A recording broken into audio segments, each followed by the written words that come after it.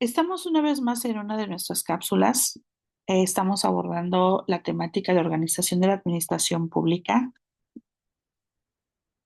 Bueno, para empezar esta cápsula, vamos a hablar un poquito de lo que es la organización de la administración pública. Bueno, todos los elementos que hemos revisado a lo largo de las cápsulas, pues son fundamentales para el derecho, pero esta parte de la organización administrativa tiene que ver con una parte fundamental del derecho administrativo y del funcionamiento del Estado. Bueno, a través de la organización administrativa, nosotros podemos comprender cómo se estructuran los órganos, las instituciones y las dependencias encargadas de ejecutar las políticas públicas. Aquí es en donde podemos revisar cómo se administran los recursos del Estado y cómo se satisfacen las necesidades colectivas. Estudiar esta parte de la organización administrativa pública nos va a permitir, bueno, de alguna manera comprender cómo es que el Estado ejerce esa función administrativa y cómo se materializan las decisiones del poder público en la vida social.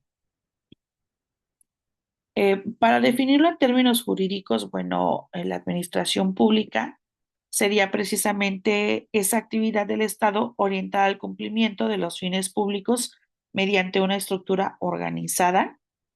Y bueno, desde luego, digamos que esta organización tiene que definir ciertas competencias, ciertas jerarquías y la relación que hay entre las autoridades encargadas de esta parte de la función pública. Bueno, vamos a revisar un concepto desde la perspectiva de Andrés Serra Rojas, y es que él decía, la actividad del Estado encaminada a la realización de sus fines mediante la prestación de servicios públicos y la satisfacción de necesidades sociales, podemos tomarlo como una conceptualización de la administración pública. Bueno, esta definición nos resalta dos elementos muy importantes. ¿Cuál es la finalidad del interés público? Y dos, la sujeción a un régimen jurídico específico. En este caso, pues estamos hablando del derecho administrativo. Por otra parte, hay otro autor, Rafael Bielsa, que también hablaba de esta parte de la función pública, pero él hablaba de la función estatal. Y está, bueno, vista desde cómo ejecuta de manera concreta las decisiones políticas y legislativas. Entonces, digamos que desde estas dos perspectivas podemos determinar que cuatro características indispensables vamos a encontrar dentro de la administración pública. La primera sería ejecutar las decisiones del Estado. La segunda sería gestionar los recursos públicos. La tercera sería prestar servicios a la sociedad. Y bueno, la cuarta, que pudiéramos quizá dividirla en dos, sería actuar bajo el principio de legalidad y perseguir el interés público. Estas cuatro características, o cinco, si es que la última lo dividimos entre la actuación y la persecución del interés público, van a tener precisamente ese fundamento de la administración, de la organización dentro de la administración pública. Bueno, en esta parte de la organización vamos a encontrar que el fundamento jurídico tiene que ver con la constitución política, pues en ella se establece precisamente la base de la organización administrativa, particularmente en lo relativo al poder ejecutivo, al cual le corresponde la función de administrar el Estado. Y bueno, en este caso tenemos que enfatizar que el derecho administrativo es quien va a regular esta parte de la estructura de los órganos administrativos. Tendría que hacer esa revisión de las competencias de cada una de las autoridades, de las relaciones entre administración y ciudadanía y de los mecanismos de control de la actividad administrativa. Entonces, precisamente esto es lo que va a establecer ciertos principios para la organización administrativa.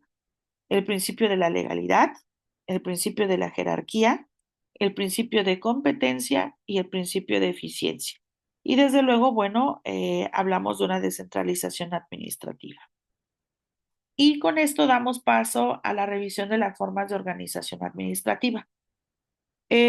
Digamos que dentro de la doctrina del derecho administrativo se reconocen tres formas de manera principal. Estas serían la centralización, la desconcentración y la descentralización. La primera, que sería la centralización, se refiere a la implicación que tienen las decisiones administrativas y cómo están concentradas estas decisiones en los órganos dependientes directamente del Poder Ejecutivo.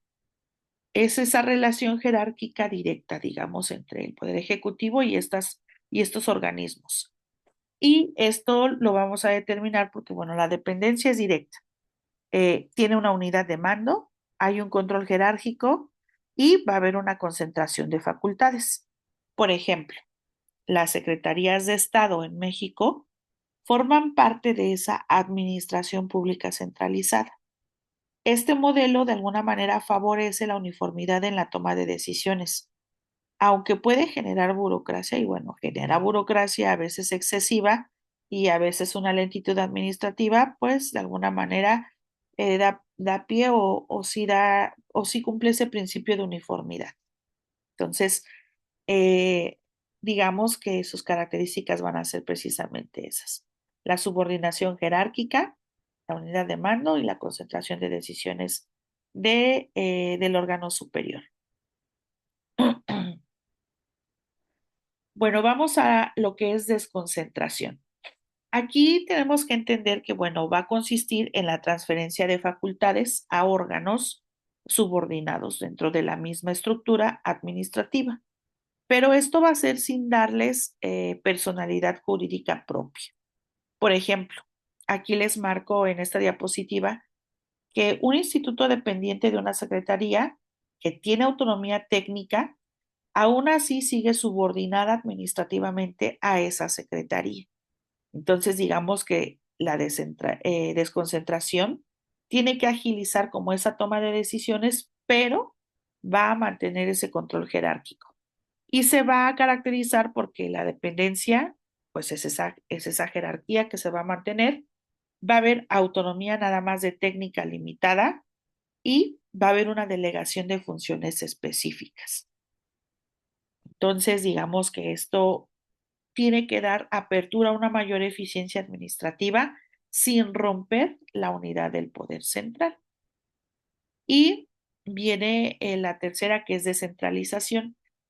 Aquí en la descentralización, bueno, vamos a referirnos a esa implicación, a la creación de entidades con personalidad jurídica y patrimonio propio. Y esto le va a permitir precisamente gestionar funciones públicas específicas. Por ejemplo, aquí les pongo cuando los organismos públicos descentralizados, como lo son las universidades públicas o los institutos de seguridad social, pues van a tener precisamente esa especialización y eficiencia en la prestación de servicios públicos, de manera que se va a ver favorecido ese sector. Aquí podemos hablar de organismos como los que se encargan de educación, de salud y de seguridad social. Entonces, se van a caracterizar por esa autonomía administrativa, porque tienen personalidad jurídica propia, porque hay un patrimonio propio y porque hay una especialización funcional. Entonces, digamos que esta descentralización también ayuda un poco a disminuir esa burocracia dentro de las secretarías. Y bueno, eh, esta administración pública precisamente lo que va a generar es una importancia en cuanto al funcionamiento efectivo del Estado. Esto va a garantizar de alguna manera la prestación de servicios públicos para favorecer la eficiencia de la gestión. Y de alguna manera también va a existir una regulación entre la autoridad y los ciudadanos, asegurando el cumplimiento siempre del interés general de la sociedad. Entonces, si hablamos de que una estructura administrativa empieza a presentar deficiencia, pues va a generar corrupción. Esa ineficiencia va a generar también vulneración de derechos. Entonces, si no existe una buena organización dentro de la parte administrativa, estaríamos cayendo en esta parte de la corrupción, la vulneración de derechos y la ineficiencia en los servicios. Bueno, los elementos clave que tenemos que resaltar en este tema es la organización de la administración pública, que va a responder siempre a ese control y esa eficiencia.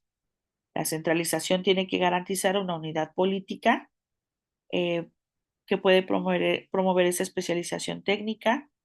Y bueno, desde luego también hablamos de que el Estado tiene que distribuir funciones administrativas con el propósito de garantizar esa eficiencia.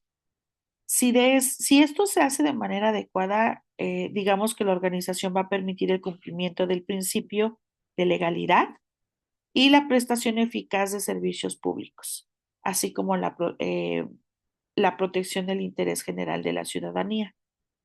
Aquí es en donde el Estado de Derecho, la administración pública, no solo van a representar una parte operativa del poder político, sino que se van a volver un instrumento jurídico que, bueno, va a permitir la legalidad, digamos que fundamentalmente eso es lo que va a asegurar, la legalidad y la justicia administrativa para el bienestar social. Bueno, vamos a pasar a las preguntas de repaso. La primera es, ¿cuál es la finalidad principal de la administración pública? Bueno, vimos que la administración, la función es ejecutar las leyes para satisfacer necesidades sociales a través de los servicios públicos. Por lo tanto, la respuesta sería C, satisfacer las necesidades colectivas. Pregunta número 2. Dice, la característica principal de la centralización administrativa es, acuérdense que aquí en la centralización existe una orden jerárquica que aunque tenga oficinas o algunas direcciones, estas oficinas alternas nunca van a perder ese sentido de jerarquía y aunque tienen, digamos, eh, facultad de manera técnica limitada, claro, siempre va a estar subordinada a esas secretarías. Entonces, la respuesta correcta es B, subordinación jerárquica directa. Pregunta número 3 dice, la descentralización se distingue porque, bueno, los organismos descentralizados, acuérdense que cuentan con personalidad jurídica y patrimonio propio. Entonces, aquí se pueden cumplir funciones específicas. Hablábamos de la cuestión de salud, educación, seguridad social. Entonces, la respuesta correcta sería C, porque tiene esa personalidad jurídica y patrimonio propio. Pregunta número 4.